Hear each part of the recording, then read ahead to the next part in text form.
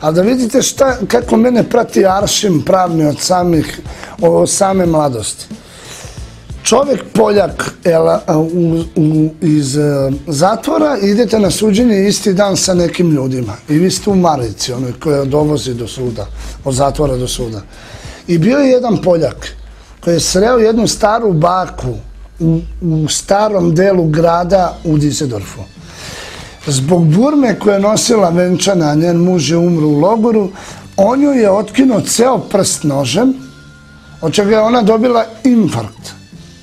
I kako je počela žena, trebalo je dati pomoć i ovo, i počela je da vrišti u onim zadnjim trenucima života, on je u vrat udario 6-7 puta nožem, uzeo je tašnu i minđušu je otkinuo.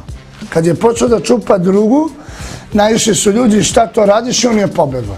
On je hladnokrvno priznao to nedelo, mizerno i jadno i banditsko, i tužioc mu je tražio 8 godina, isti moj tužioc, a on je dobio 3,5.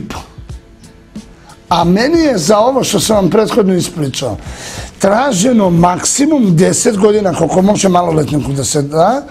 Dobio sam 8 na prvostepenoj, a na drugostepenoj 4 godine.